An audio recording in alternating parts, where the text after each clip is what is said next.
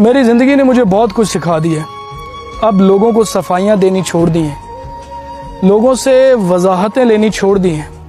मैंने ये सीखा है कि ज़िंदगी में जो भी करना है करो, लेकिन कभी भी किसी के सब्र को मत आजमाना।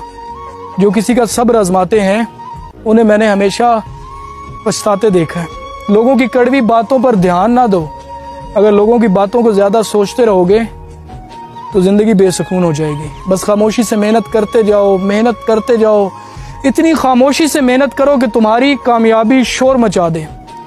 जैसे बल्ब को बताना नहीं पड़ता कि मैं बल्ब हूँ, बल्कि उसकी रोशनी बताती है कि मैं बल्ब हूँ। इसी तरह लोगों को ये ना बताओ कि तुम क्या हो, तुम्हारा काम बताए लोगों को कि तुम क्या हो।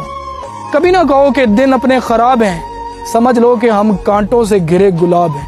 रखो हौसला, वो मंजर भी आएगा। प्यासे के पास चलकर समुंदर भी आएगा, प्यासे के पास चलकर समुंदर भी आएगा।